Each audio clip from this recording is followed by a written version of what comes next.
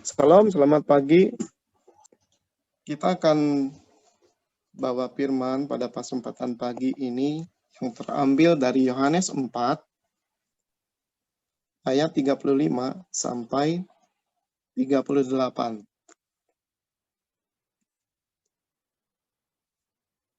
Saya bacakan Yohanes 4 ayat 35 sampai 38 yang berbunyi demikian. Bukankah kamu mengatakan 4 bulan lagi tibalah musim menuai? Tetapi aku berkata kepadamu, lihatlah sekelilingmu dan pandanglah ladang-ladang yang sudah menguning dan matang untuk dituai. Sekarang juga penuai telah menerima upahnya, dan ia mengumpulkan buah untuk hidup yang kekal, sehingga penabur dan penuai sama-sama bersukacita.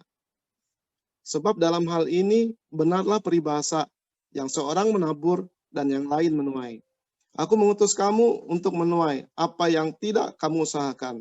Orang-orang lain berusaha dan kamu datang memetik hasil usaha mereka. Ya, puji nama Tuhan, kita pagi ini masih diberi kesempatan mendapat kasih karunia Tuhan. Kesehatan ada pada diri kita, dan kasih karunia itu melekat di dalam diri kita. Hingga pagi ini kita bisa berkumpul di tempat kita masing-masing di dalam satu ruang Harvest Academy Keluarga Besar, dari ruang doa. Nah, di dalam firman ini, ketika Tuhan Yesus bertemu dengan perempuan Samaria, maka dia menyampaikan tentang air kehidupan. Tetapi ketika dia sudah berbicara banyak dengan perempuan Samaria, sehingga situasinya adalah murid-murid menyadari bahwa Tuhan Yesus pasti kelaparan, pasti lelah. Maka mereka menyiapkan makanan untuk Tuhan Yesus. Tetapi apa yang terjadi? Ayat 34 sebelum yang kita baca tadi berkata bahwa ayat 33, maka murid-murid itu berkata seorang kepada yang lain, adakah orang yang telah membawa sesuatu kepadanya untuk dimakan? Kata Yesus kepada mereka, makananku ialah melakukan kehendak Dia yang mengutus aku dan menyelesaikan pekerjaannya. Yang Yesus maksudkan di sini bahwa makanan tubuh itu memang penting, tetapi makanan yang lebih daripada makanan jasmani itu lebih penting untuk kehidupan. Bukan cuma hidup di dunia yang dipikirkan, tetapi kehidupan yang kekal. Nah, demikian juga ketika Yesus berkata, 4 bulan lagi tibalah musim menuai. 4 bulan ini adalah waktu untuk mulai dari menanam sampai panen. Baik itu padi, baik itu juga di daerah Timur Tengah sana, orang menanam gandum, itu juga masa panennya adalah kurang lebihnya 3-4 bulan. Itu karena mereka murid-muridnya menyampaikan tentang makanan kepada Tuhan Yesus. Tetapi apa yang Yesus katakan? Lihatlah sekelilingmu dan pandanglah ladang-ladang yang sudah menguning, matang dan untuk dituai. Yang Yesus katakan adalah bukan tentang makanan jasmani saja. Apa yang dimaksud dengan ladang-ladang? Apa yang dimaksud dengan yang sudah menguning dan matang untuk siap dituai? Itu adalah jiwa-jiwa yang butuh untuk dilayani, yang butuh untuk kita kasihi, untuk kita selamatkan. Karena apa? Keselamatan sudah ada di dalam diri kita. Kita tidak bisa berdiam diri sendiri. Saya teringat cerita bahwa ketika awal mulanya Tuhan memilih Abram pada saat itu dari Ur, yang saya pikirkan adalah ketika Tuhan memilih Abraham, bagaimana nasib orang yang tidak terpilih? Apakah Tuhan begitu jahat dengan orang-orang yang tidak terpilih tersebut? Apakah cuma Abraham yang mendapat kasih karunia keselamatan sehingga dia terpilih, tetapi orang-orang yang lain pada saat itu di dunia bagaimana nasibnya? Kita lihat ini model keselamatan yang Tuhan beri sebelum kedatangan Tuhan Yesus. Bahwa keselamatan nanti adalah akan datang dari Abraham. Tuhan tidak mengabaikan orang-orang yang tidak terpilih.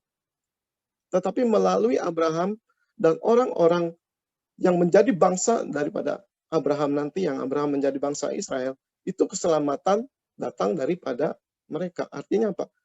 Mereka harus pergi, harus menjadi penuh, harus menjadi penabur. Nah, seperti dikatakan di sini bahwa ketika kita telah menjadi orang yang dipilih, terpilih, walaupun banyak yang terpanggil, tapi sedikit yang terpilih seperti yang di dalam Matius 22 dikatakan. Ketika kita sudah menjadi orang yang terpilih, kewajiban kita adalah seperti hakikatnya bangsa Israel dulu, menjadi keselamatan bagi orang lain. Nah, karena itulah maka kita ada di Harvest Academy ini, keluarga besar Harvest Academy, menjadi orang-orang yang Tuhan pakai sebagai orang yang terpanggil, sebagai orang yang terpilih, untuk melakukan seperti yang Tuhan Yesus kehendaki, yaitu sebagai penuai. Penuai bagi jiwa-jiwa. Bukan penuai yang ladang, yang menguning di sawah, bukan. Tetapi yang Tuhan maksud adalah jiwa-jiwa. Dan itu kita sudah berada di jalur yang benar sesuai dengan firman ini. Kita harus berbangga.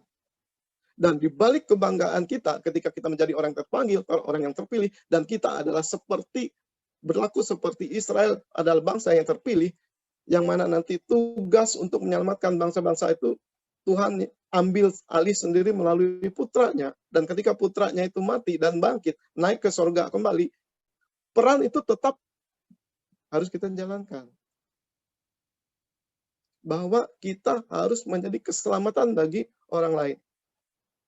Apakah itu melelahkan? Apakah itu capek-capek kita saja? Tidak, karena jelas di dalam ayat 36 dikatakan bahwa sekarang juga penuai telah menerima upahnya dan ia mengumpulkan buah untuk hidup yang kekal. Nah, ini ya poin pentingnya, bahwa apa yang kita lakukan selain menyenangkan hati Tuhan, selain mengikuti perintah Tuhan di dalam firman, bahwa ada upah yang menjadi bagian kita. Dan upah itu bukan upah di dunia saja, tetapi di sini dikatakan bahwa mengumpulkan buah untuk hidup yang kekal. Hidup yang kekal di mana? Di sorga.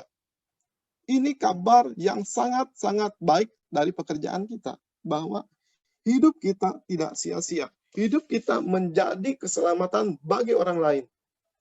Tetapi di balik itu, bahwa hidup kita sudah Tuhan jamin bahwa kita akan mendapatkan buah yang untuk kehidupan yang kekal. Kalau buah itu untuk kehidupan yang kekal, kita pasti akan menerima hidup yang kekal. Karena tidak mungkin buah yang sudah kita terima untuk hidup kekal, tapi kita gagal masuk surga. Tidak. Pasti berhasil. Karena apa? Ya, yang pasti harus bahwa kita tetap harus di dalam jalur Tuhan. Jangan kita seperti di dalam firman-Nya, bahwa jangan serong ke kiri maupun ke kanan. Ketika kita sudah di jalur kita sebagai orang yang terpanggil dan terpilih, dan kita sudah mengumpulkan buah-buah, hidup yang kekal pasti menanti kita. Nah, ini kabar yang sangat penuh dengan sukacita. Karena apa? Yang kita lakukan tidak sia-sia ketika kita mengikuti pilihan hati kita, panggilan hati kita, panggilan hidup kita sebagai orang yang terpanggil, orang yang terpilih. Tidak cuma dapat lelahnya saja, tetapi yang luar biasa di sini yang saya sangat sambut dengan penuh dengan sukacita, bahwa buah untuk hidup yang kekal. Itu yang luar biasa.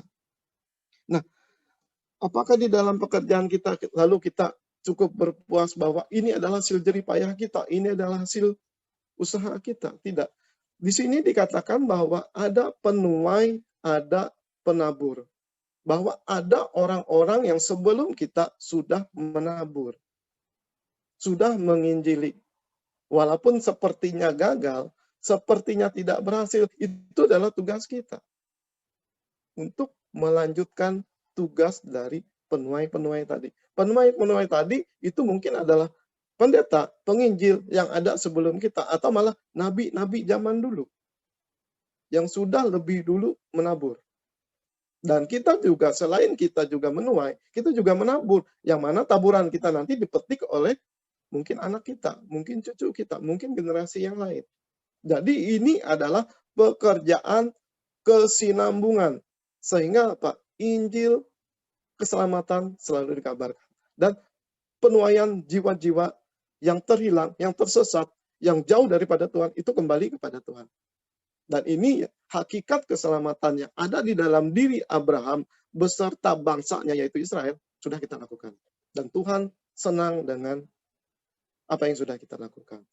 Maka daripada itu saya sarankan, saya anjurkan kepada semua keluarga besar Harvest Academy, jangan lelah, jangan letih, jangan putus asa. Oh, seakan-akan saya sudah menginjili tapi tidak ada satupun yang bertobat, saya berhenti saja. Tidak. Karena keberhasilan bukan di tangan kita. Keberhasilan bukan urusan kita. Keberhasilan adalah urusan Tuhan Yesus dan Roh Kudus. Tugas kita adalah sebagai orang yang diutus pergi untuk melakukan. Karena apa? Ketika kita orang terpanggil dan kita tidak pergi, kita bukan orang yang terpilih. Dan kita sekarang berada di tempat yang tepat. Karena apa? Setiap orang yang pergi ke ladang-ladang yang sudah menguning, yang pergi ke ladang itu, tetapi dengan tangan kosong, yaitu tadi hasilnya tidak akan terlihat. Kita sudah dibekali di dalam Harvest Academy ini oleh mentor kita, Pastor Vincent Juang. Nah, ini yang luar biasa, bahwa kita dibekali untuk pergi ke ladang-ladang. Karena seseorang yang pergi ke ladang pasti memiliki alat untuk memanen. Minimal dia harus punya sabit untuk memotong padi atau gandum, untuk memanen. Nah, demikian juga kita. Kita tidak mungkin bisa pergi melayani atau menginjili atau menyelamatkan jiwa yang terhilang bila kita tidak mengerti firman, bila kita tidak mengerti bagaimana Roh Kudus bekerja. Dan di dalam Harvest Academy, modal itu sudah diberikan. Bagaimana caranya kita untuk melakukan itu sesuai dengan kehendak Bapa, kehendak Roh Kudus. Dan saya bangga di dalam Harvest Academy banyak waktu untuk berdoa. Ruang doa ada, pagi ada, tengah hari ada, akhir pekan ada KKR. Dan ini yang luar biasa. Bila ada waktu luang, bila ada kesempatan, selalu ikutlah. Kesibukan memang tidak bisa kita hindari, tetapi milikilah hati yang rindu dan haus akan doa, akan firman Tuhan, akan kebenaran firman Tuhan yang disampaikan oleh hamba-hambanya, keluarga besar Harvest Academy ini. Dan disinilah kita belajar satu sama lain untuk menyiapkan diri kita untuk pergi ke ladang, ke sawah yang menguning dan siap untuk dituai. Kiranya apa yang saya sampaikan ini menjadi kekuatan bagi kita, untuk menjadi semangat bagi kita bahwa ada upah yang besar di balik apa yang sudah kita lakukan. Dan biarlah kasih damai sejahtera Tuhan itu juga memampukan kita untuk tetap bertahan di dalam jalur panggilan kita. Jalur kita sebagai orang-orang yang terpilih. Tuhan Yesus memberkati firman-Nya pada kesempatan ini. Kami serahkan kembali